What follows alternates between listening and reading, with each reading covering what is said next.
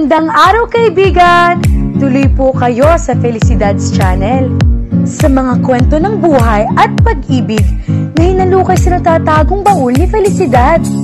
Pero bago po tayo magpatuloy, huwag niyo pong kalilimutan na i-like ang video, i-subscribe ang channel, at i-click ang notification bell para lagi kayong updated sa mga parating pa na upload.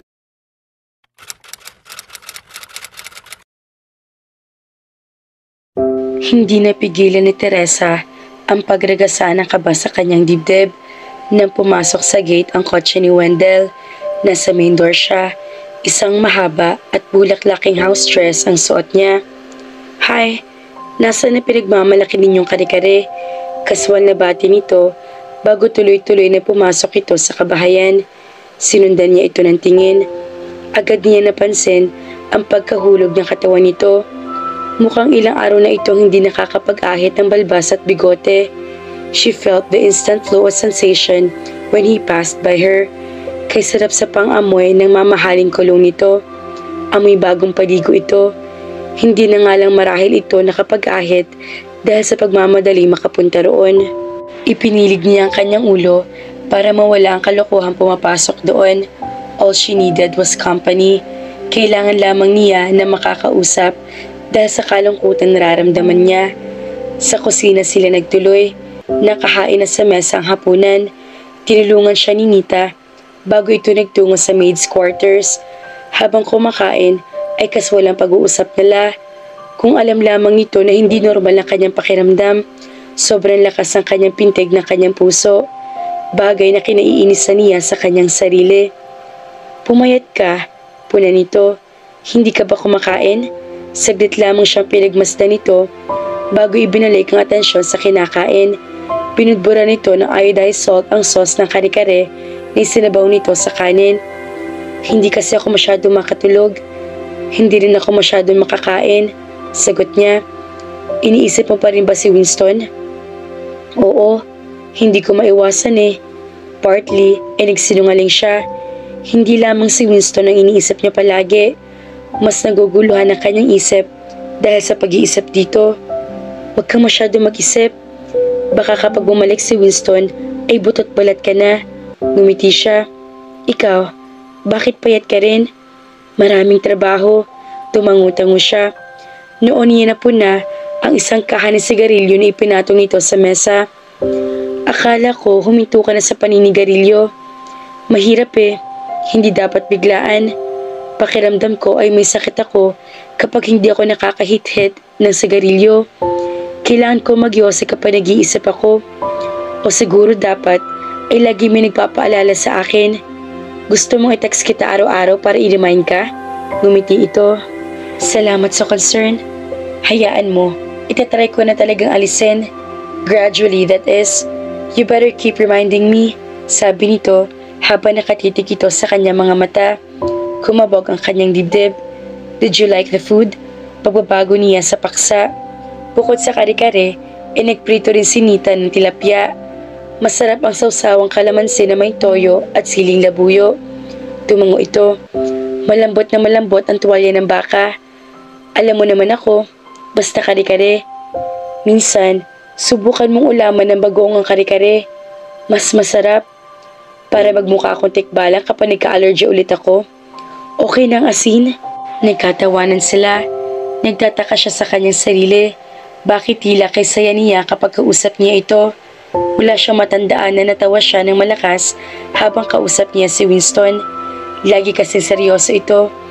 Kung saan-saan na napunta ang usapan nila. Hindi na sila umalis sa kusina. Nagtimpla siya ng kape para kay Wendell at siya naman ang sa kanya. Maya-maya ay lumipat sila sa sala. Hindi nila namalayan ang paglipas ng oras. 12:00 na pala ng hating gabi. Nalaman lamang nila iyon na biglang tumunog ang antigong orasan sa sala. 12:00 na pala, sabi nito. "I should go home now, I think. Para hindi mo ito bahay kung makapagsalita ka." Tumawa ito. "Gusto ko nga sana imbitahin ang sarili ko na dito na matulog. Pwede ba?" Tumawa rin siya. "Ikaw ang lehitimong may-ari ng bahay na ito ngayon. Kasi wala sina tito at tita. You can stay here for as long as you want." Bahagyang ikiniling nito ang kanyang ulo. Parang ang tinatamad na akong umalis. Baka kapag bumalik ako sa kondo, ay iinom na naman ako. Naglalasing ka? Hindi naman. Kapag nag-iisa ako, umiinom ako ng kaunti para makatulog agad ako. Minsan pa lamang siya nakapunta sa condo unit nito. Kasama niya noon si Winston. That was over 2 years ago. Birthday noon ni Wendell. Napahiya pa nga ito dahil hindi nito alam ang papunta sila roon para sorpresahin ito. Sila ni Winston ang sorpresa dahil paglabas ni Wendell ay nakatapi lamang na ito ng tuwalya at may kasunod itong babae na nakatapi rin ng tuwalya. Agad itong dinispatch ang babaeng iyon. Hindi raw nito alam ang darating iyon. Noon pa mga panahong iyon ay may guilt feelings na siyang nararamdaman sa kanyang sarili na pilit niyang binabaliwala dahil tuwing may mababalitaan siyang may karelasyon si Wendell o makita niya ito may kasamang ibang babae ay nakararamdam siya ng selos. She condemned herself for feeling that way because she was committed to Winston. Pasimpleng ipinilig niya ang kanyang ulo. So, will you stay the night? Aayusin ko ang kwarto mo. Papalitan ko ng bedsheet. Wika niya. Ayaw na niyang i-entertain ang mga bagay na nagpapagulo sa kanyang puso. Oo, pero ako na lang magpapalit ng bedsheet. Nakakahiya naman sa'yo. Hindi, ako na lang. Trabaho ko naman iyon dito. Kapag bibisita sina tito at tita, ako nag-aayos ng guest room. Hindi naman ako bisita. Sabi mo nga, ako ang lehitimo may-ari ng bahay na ito ngayong wala sina papa at mama at saka si Winston. Kahit na, huwag mo nang agawin ang role ko. Sandali lang, kukuha ako ng bedsheet at punda sa storage room. Tumayo rin ito. Sasamahan na kita. Mabilis na mabilis ang tibok ng kanyang puso habang magkaagapay sila naglalakad sa pasilyo patungo sa storage room. Nang buksan niya ang pinto niyon, inikasabay pa sila sa pagpihit ng seradura. Ang kamay niya nahawakan nito. Pakiramdam niya na kurente siya. Mabilis naman itong binawi ang kamay nito. Hindi na ito sumama sa loob ng storage room. Bagay na lihim niyang ipinagpasalamat. At least, may pagkakataon siya para pakalmahin ang kanyang sarili. As walang bedsheet, punda at comforter na pinili niya. Madali namang kuhanin iyon dahil by set na ang pagkapatong niyon sa cabinet. Nang lumabas siya, ay kinuha ni Wendell sa kanya mga iyon. Sa pagkuha nito, ay nasagi nito ang kanyang dibdib. Dahilan para manumbalik ang kaba niya. She was stunned and puzzled. Bakit parang pamilyar na pamilyar ang dampi ng balik nito sa kanya? Nakatingin ito sa kanya. May pakiwari siyang alam nito ang pagkailang na nararamdaman niya. Ang bigat nito sabi nito. Marahil ay paraan nito iyon para pagaanin ng tensyon sa pagitan nila. Tumalikod na ito at humakbang palayo. Sumunod siya rito kahit eratiko pa rin ang tibok ng kanyang puso. Sa kwarto na nito niya naabutan nito. Ibinaba nito ang bedsheet at comforter sa couch. Siya naman ay nagtungo sa kama at hinila ang manipis na bedsheet na nakapatong doon. Inilalagay lamang iyon doon para hindi maalibukan ng kama. Kapag maraming bisita sa bahay, ginagamit din ang silid na iyon bilang guest room. Thinking she was alone with Wendell in the room made her shiver. Inabala na lamang niya ang kanyang sarili sa pag-aayos ng kama. Nang buksan itong air conditioner, para may gumapang na kilabot sa buong katawan niya. Pinapanood ba siya nito? Hindi niya alam dahil nakatalikod siya dito. Maya-maya ay naramdaman niyang palapit ito. Tinulungan siya nito sa pag-aayos ng comforter. Wala silang imikan habang ginagawa iyon. Sunod na nilagyan niya ng punda ang dalawang unan. Done, kapag kuwan ay sabi niya. Thanks, nakangiting sabi nito.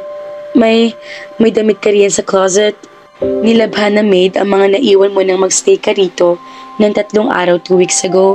Siya ang nagtupin ng mga damit nito kaya bilang na bilang niya kung ilang piraso iyon. 3 briefs, 2 puting t-shirt, 2 boxers at 2 pantalon. May tuwalya sa banyo. Hindi siya makatingin ng tuwid sa mga mata nito. Pakiramdam kasi niya ay nakatitig ito sa kanya. Naiilang siya. So, maiwan na kita.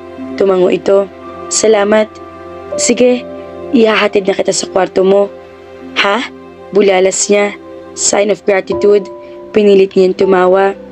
Para naman akong tatawid ng kalye at kailangan mo pa akong ihatid.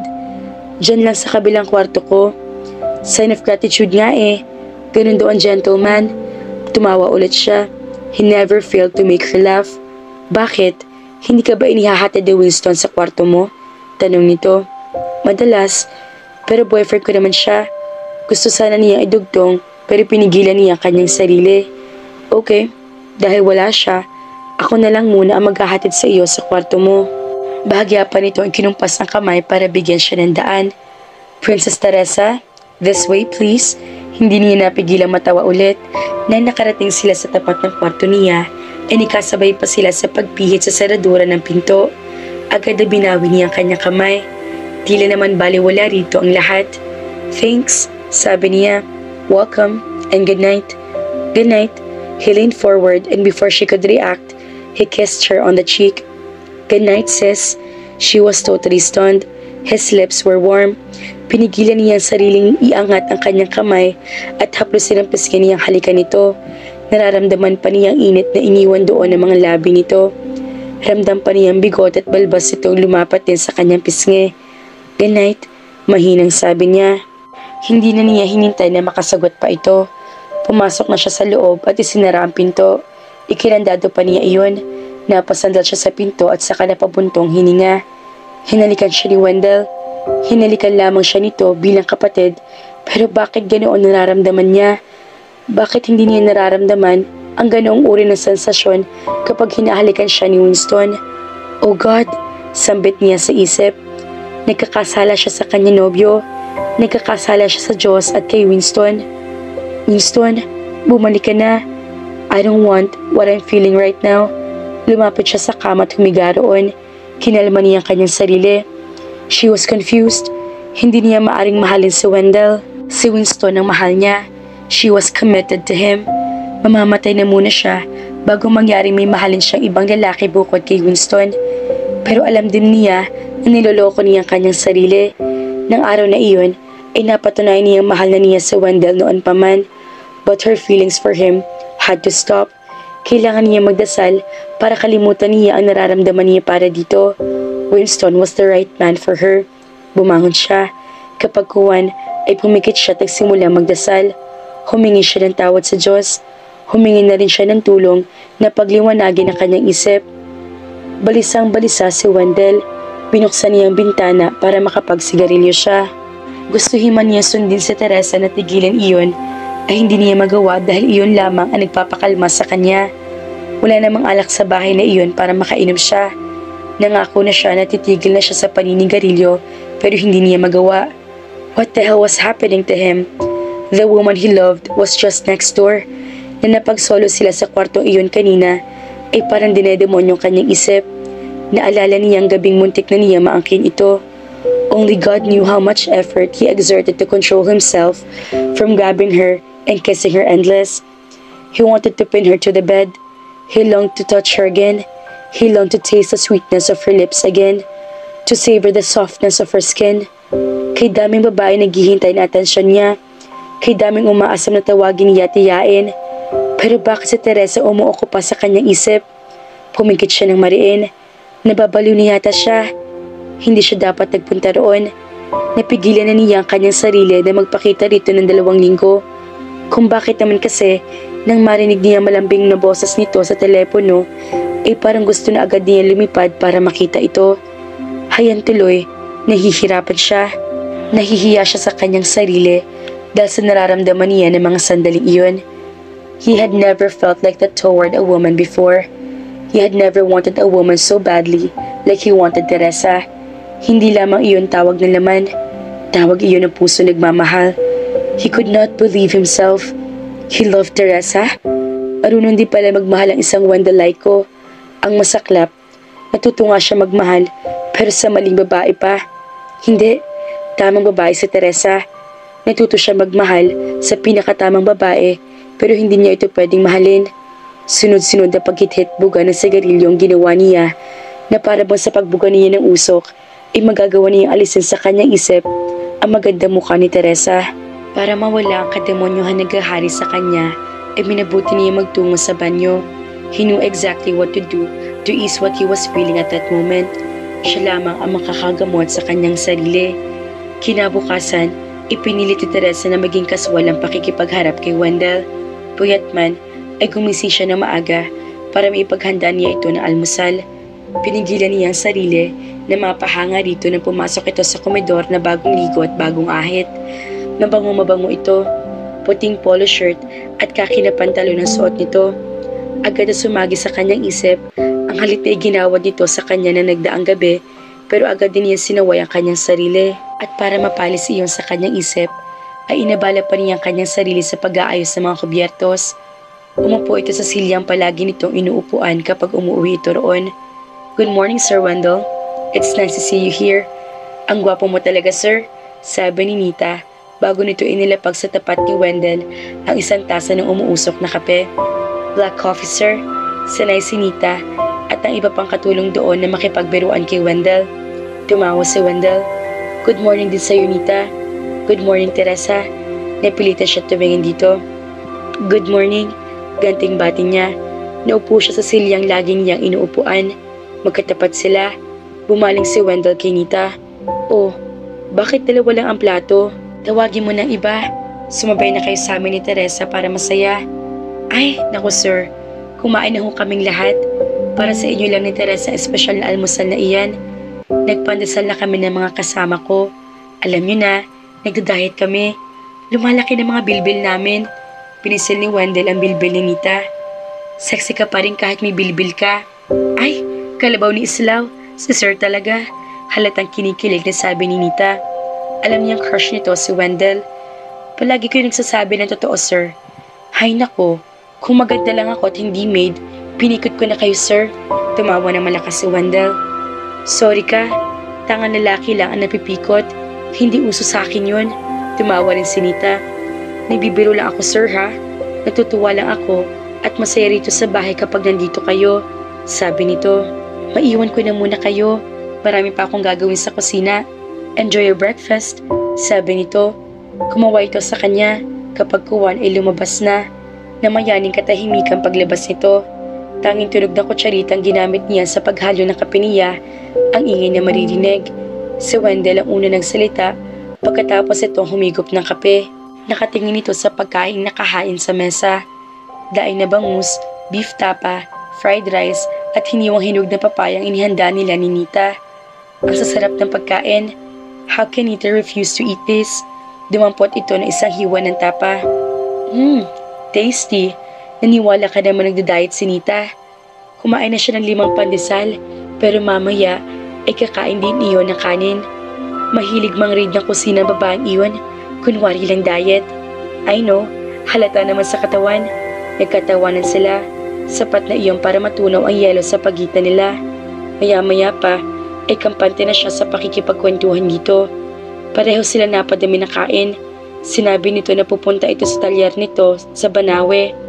Hindi nito sinabi kung kailan ito babalik ulit roon, pero sa isip niya, mas mabuti na rin huwag nang muna sila magkita. Nahihirapan lang kasi siya. Pigilan ang nag-aalab na damdamin mga kafelisidad. Iyan ang ginagawa ni Teresa at Wendell. Ganoong parehas pala sila ng nararamdaman. Pero alam nilang mali. Saan hahantong ang pambabaliwala sa pag-ibig na nagpupumilit makaalpas? Kaya naman, abangan!